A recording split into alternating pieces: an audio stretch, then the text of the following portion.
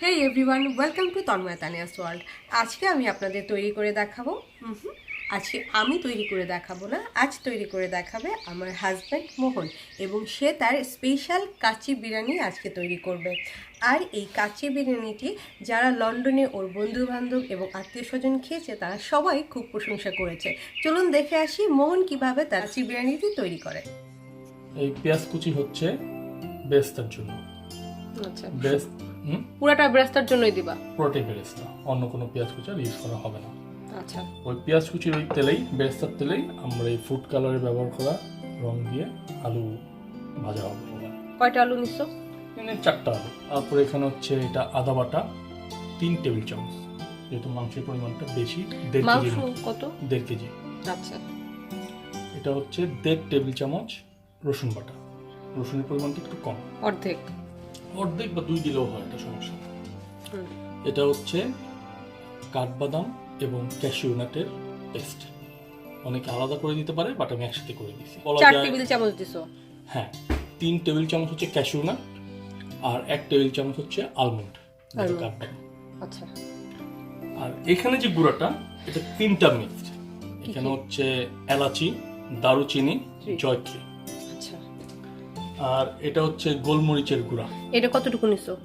এখানে আমি নিয়েছি অনেক, বাট আমি এখানে 2 টেবিল চামচ ইউজ করব। 2 টেবিল চামচ। আচ্ছা, আর এটা হচ্ছে সাদা গোলমরিচের গুঁড়া। এখানেও আমি প্রায় 1 টেবিল চামচ ইউজ করবো। আর এটা মানুষের ডিপেন্ড করে কে পরিমাণ ঝাল খাবে। ঝাল 3 টেবিল চামচ দিব, আমি 2 চামচ বা 2.5 চামচ। তারপর এটা হচ্ছে গুঁড়া দুধ, সেটা যে কোনো ব্র্যান্ডেরই হতে পারে। এটা হচ্ছে লবণ পরিমাণ মতো, বাট লবণের পরিমাণ একটু কম দেয় ভালো। আর এটা হচ্ছে কেওড়ার জল। কতটুকু দিবা? এটা 1.5 টেবিল চামচ। এটা হচ্ছে টক দই তৈরি করা, যেহেতু আমাদের বাসায় ইয়োগার্ট নাই, তাই দুধের ভিতরে ওই লেবু দেওয়া। এটা হচ্ছে আলু বখরা। আচ্ছা, ঘি, আমাদের দেশি খাঁটি ঘি। এটা হচ্ছে জয়ফলের গুঁড়া। আচ্ছা, এটা হচ্ছে বেলিফ। জয়ফল তো কিনতেও পাওয়া যায়, যদি কারো জয়ফলের গুঁড়া না থাকে তাহলে কি জয়ফলটা তো ব্যবহার করা? না, জয়ফলের গুঁড়াটা ব্যবহার করতে হবে, কারণ জয়ফলটা ওটা কারিতে ভালো লাগে, খাসির কারি বা মুরগির কারিতে, বাট বিরিয়ানিতে গুঁড়াটা দিতে হবে। গুঁড়াটা? আচ্ছা, হ্যাঁ, তো গুঁড়াটা অনেকে যারা গ্রিন্ডার আছে তারা আবার গুঁড়া কিনতেও পাওয়া যায় বাংলাদেশে বা ইউরোপিয়ান কান্ট্রিগুলোতে। তারপরে এটা হচ্ছে তেজপাতা, এটা হচ্ছে দারুচিনি, এটা হচ্ছে লবঙ্গ, এটা হচ্ছে এলাচ, আর এটা হচ্ছে শাহি জিরা। শাহি জিরাটা কতটুকু? শাহি জিরাটা 2 চিমটি। আচ্ছা, এই হচ্ছে আমাদের উপকরণ। 4 চামচ লবণ দিয়ে এটা ভিজিয়ে রাখা মাংস। 4 চামচ লবণ দিয়ে মাংসটা কতক্ষণ ভিজে রাখছিলা? আধা ঘন্টা ভিজে রাখছো। আচ্ছা, এতে কি হয় যদি ভিজে রাখো? খাসির যে গন্ধটা সেটা চলে যায়। মানে পানিটা ঝরানোর পরে এখন মাংস পেপার দিয়ে, অথবা কোনো টাওয়ালও দেওয়া যায়। আচ্ছা, টিস্যু পেপার দিয়ে এটা ভালো করে মাংসটার ভিতরে যে হালকা পানি থাকে, আচ্ছা, পানিটা একটু দিলে ভালো, মাংস যতটুকু ড্রাই হবে ভালো। সাবধানে কেয়ারফুলি করতে হবে। এই যে এখানে টিস্যু একটু লেগে আছে, সবচেয়ে ভালো টাওয়াল ইউজ করলে। হ্যাঁ, মানে ড্রাই পাতলা টাওয়াল বা পাতলা যে সুতির কাপড়গুলো আছে ওগুলো ইউজ করলে, সাদা সুতির কাপড়গুলো একদম ড্রাই হয়ে যায়। হ্যাঁ, বেরেস্তা করা হবে। পেঁয়াজের বেরেস্তা করা হবে, এই জন্য চুলায় একটি প্যান বসিয়ে দেওয়া হয়েছে। প্যানটাকে গরম হতে হবে। তো এখানে পরিমাণ কত আছে তেলের? 1.5 কাপের মতো, বাট এটা ডিপেন্ড করবে পেঁয়াজ কতগুলো। আমি এখানে 4টা পেঁয়াজের জন্য এই পরিমাণ 1.5 কাপের মতো তেল দিলেই হবে। আচ্ছা, মানে একটু বেশি তেলে ভাজতে হবে বেরেস্তা? একটু বেরেস্তা বেশি, কারণ এরপর আমি তো আবার আলুও ভাজবো। আচ্ছা, ঠিক আছে।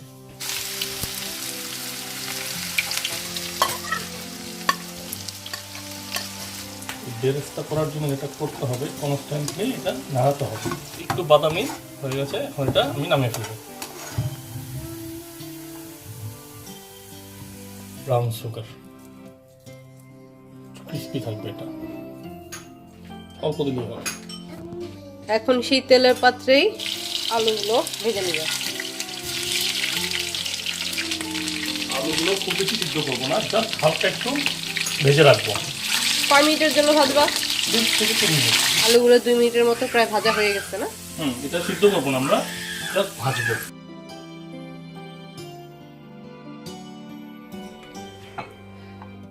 আদা বাটা 3 টেবিল চামচ,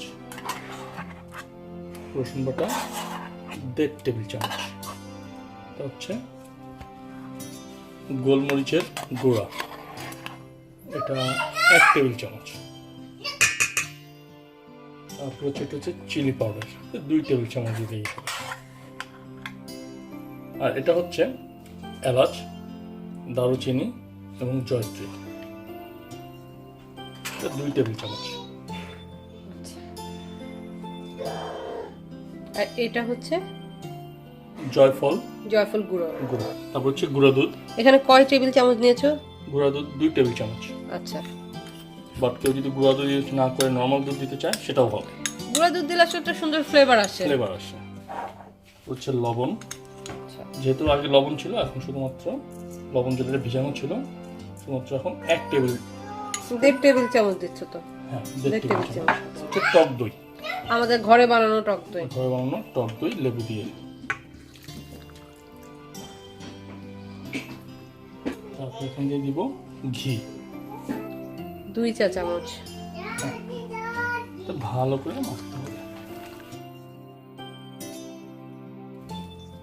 এটাকে 1 ঘন্টা মিনিট করে রাখতে হবে। আচ্ছা, এখন সেই ম্যারিনেট করা মাংসটা এখানে দিয়ে দিলাম, 2 তেজপাতা, আস্তে দিলেও হবে, ছেড়ে দিলেও হবে, দারচিনি, 3টা এলাচি, 3টা লবঙ্গ, একটু শাহি জিরা,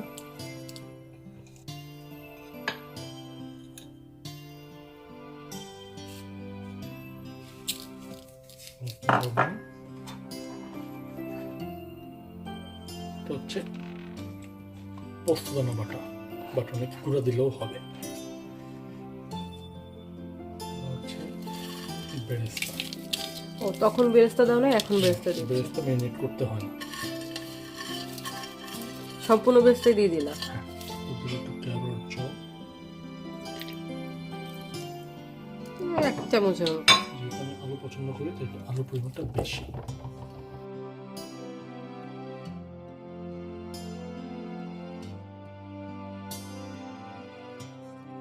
কিশমিশ, গোলমরিচ আর 4টা কাঁচামরিচ। এখন একটি প্যানে 8 কাপ পরিমাণ পানি বসিয়ে দিচ্ছি। আমরা মূলত 6 কাপ পরিমাণ চালের জন্য 8 কাপ পানি ব্যবহার করেছি এবং অপেক্ষা করছি পানিতে বলক আসার আগ পর্যন্ত। গরম জলে তেজপাতা 2টা, দারুচিনি ছোট ছোট, এলাচ 3টা। এটা একটু চিড়ে দিলে ভালো হতো না? না, ওটা সমস্যা হবে না, তাহলে তো ঘ্রাণ বেশি বের হতো। আচ্ছা, যাই হোক। লবঙ্গ 3টা, 3-4টা, আর শাহি, হ্যাঁ শাহি জিরা, আর লবণ দিতে হবে কি? লবণ অল্প দিলে ভালো। লবণটুকু দিয়ে দাও।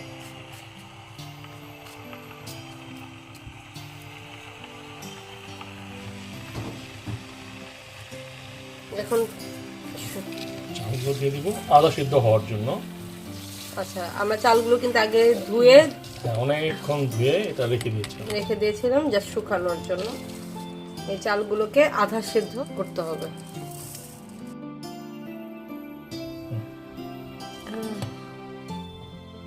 পাঁচমিনিটে সিদ্ধ হয়ে যাবে। এটা এখন অলরেডি শক্ত আছে। কি শক্ত রাখতে হবে? শক্ত রাখতে হবে, এই যে শক্ত। আচ্ছা, যেহেতু তুমি শেফ, তুমি যেটা বলবে সেটাই ঠিক।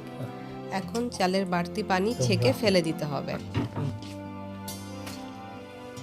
সেদ্ধ রাইসগুলা আধা সেদ্ধ হয়নি, আধা সেদ্ধ একটু কম।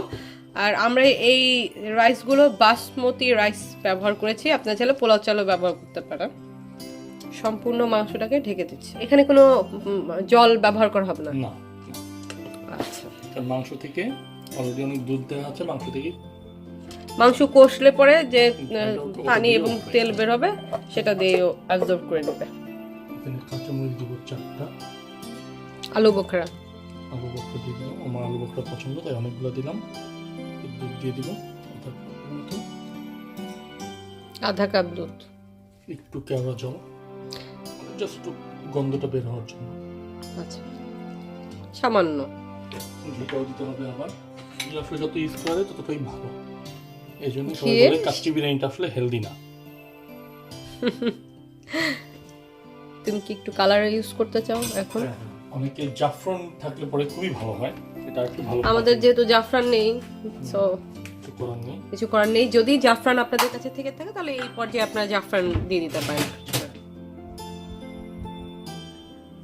অল্প অল্প করে কোনো জায়গায় একটু ছড়িয়ে ছিটিয়ে দেবে, তাহলে সুন্দর হবে। এটা ছড়িয়ে যাবে আস্তে আস্তে, আচ্ছা আচ্ছা, তাপে এটা ছড়ে যাবে। ওকে। যে কাজটা করতে হবে সেটা হচ্ছে দম দেওয়া।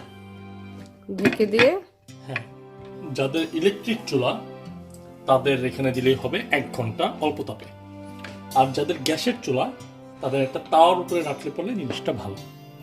চতুর্দিকে আমরা আটা গুলে নিয়েছিলাম, এই আটা এখন চতুর্দিক বন্ধ করে দিচ্ছি। এটা বন্ধ করে দেওয়ার কারণ কি? এটা হচ্ছে দমটা যাতে বের না হয়, কারণ যেহেতু মাংস কষানো নেই, মাংস থেকে যাতে কোনো কিছু বের না হতে না পারে। মাংসটা যেহেতু সিদ্ধ হতে সময় লাগে, এই জন্যই বাবুর্চিরা এটা দেয়। চুলার আঁচ কি মিডিয়াম থাকবে না লো থাকবে? লো। লো আঁচে থাকবে। আচ্ছা, 1 ঘন্টা থাকবে, তাই না? এখন বাজে 6:30।